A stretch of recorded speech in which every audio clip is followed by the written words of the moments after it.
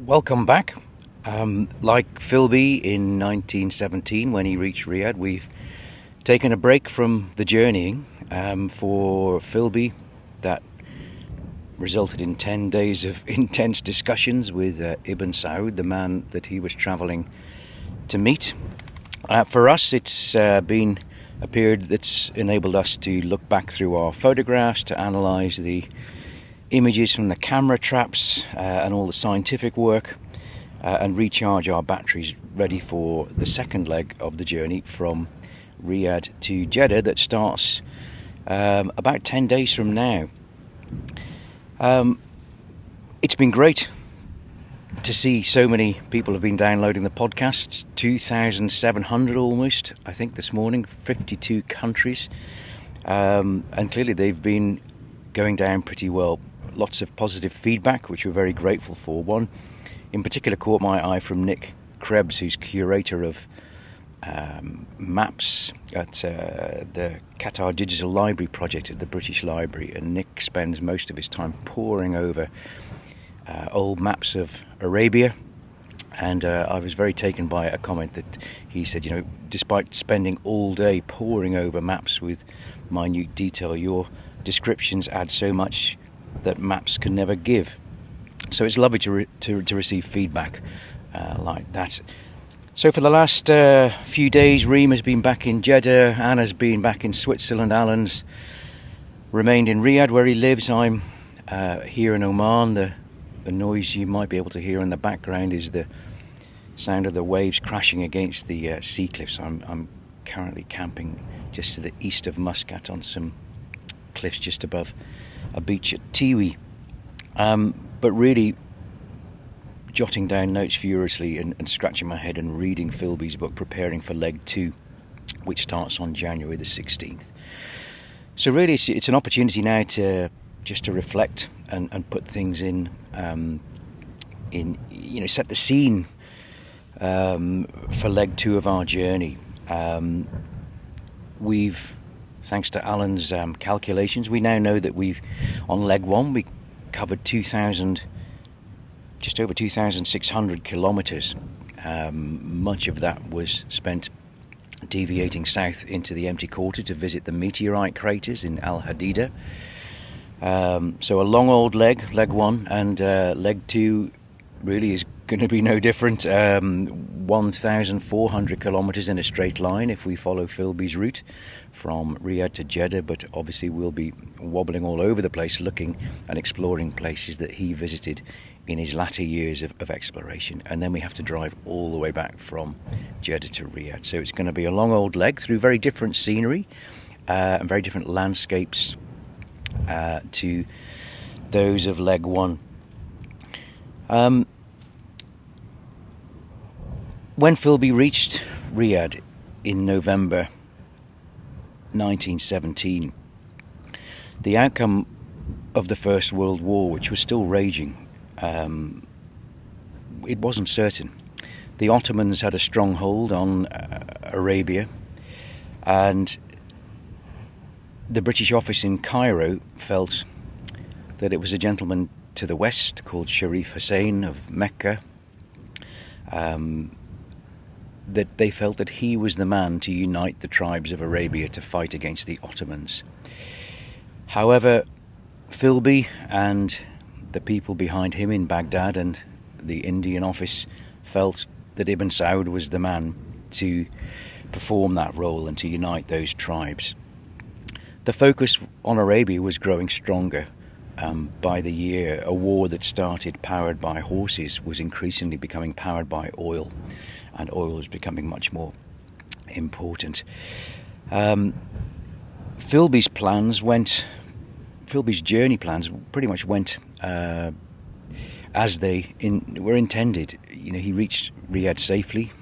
He started his negotiations with Ibn Saud, but actually there was someone else who was supposed to be meeting him there, who was being sent from Cairo to travel from the west. And this man's job was to meet Sharif Hussein in Mecca. Hussein and Ibn Saud did not get on at all. And it was this man's job to meet Hussein in Mecca and then to travel into the heart of Arabia to meet Philby, to meet Ibn Saud, and have discussions to try and resolve this dispute so that they could have one united front against the Ottomans. But Sharif Hussein did not let this man travel inland. He felt that it was too dangerous, that Ibn Saud didn't have the control of central Arabia, and it was too dangerous to let him go. This was what he wanted him to think. On discovering that he wasn't going to be met in Riyadh, Philby saw this as a great opportunity. He was supposed to meet Ibn Saud and then retrace his steps to Algiers, go back to Baghdad and report back to the powers that be in Baghdad.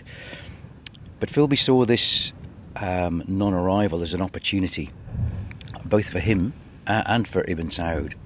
And he proposed to Ibn Saud that actually he should continue west to Jeddah under the protection of Ibn Saud, and therefore prove to everyone that in fact Ibn Saud did have the control of those tribes and the allegiance of those tribes that lay to the west of Riyadh.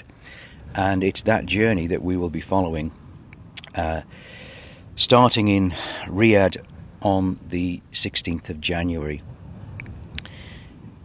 In 1917, Riyadh had a population of 17,000 people. There was a mud brick wall going all the way around the city.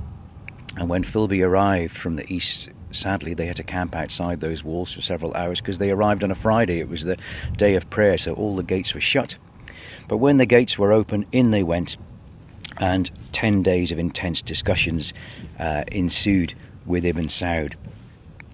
In Anne Munro's book, Philby of Arabia, she said that Philby's mission was lodged in the palace and fed from the royal kitchens.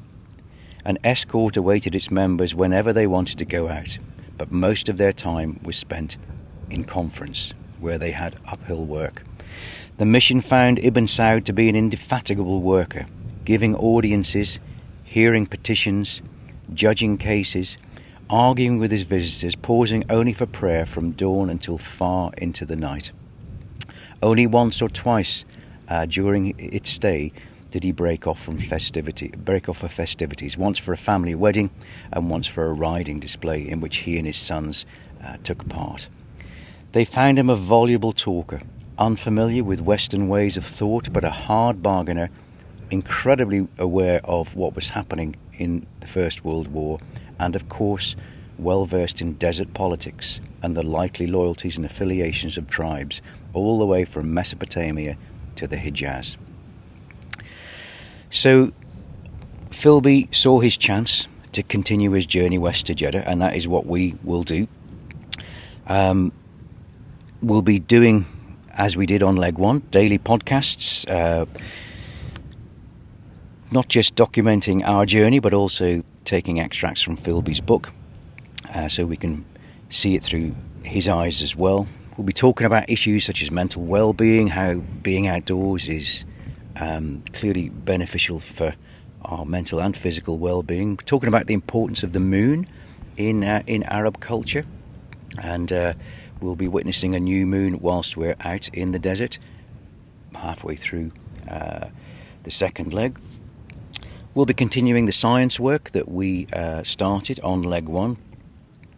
We'll be talking about the Philby Arabia Fund, which is a fund that we're trying to establish to support initiatives such as this that add to our understanding of the heritage and the culture of this incredible part of the world. And of course, as we did at the end of leg one when we met the students from the British International School Riyadh and from MISC School in Riyadh, we'll be using the journey to inspire young people, to inspire the next generation of young Philbys, the next generation of field scientists, to journey with purpose and not walk with the end in sight, but walk with eyes open as to what is around them and taking notice of what is around them. And this time when we reach Jeddah, we'll be meeting students and teachers from Jeddah Prep and Grammar School, which is a fantastic school that's been in Jeddah for decades and actually was created shortly after, just a few years after Philby passed away in Beirut in 1960. So we look forward to meeting those students in the desert as we approach Jeddah, between Taif and Jeddah, and then visiting them at the school at Jeddah Prep and Grammar.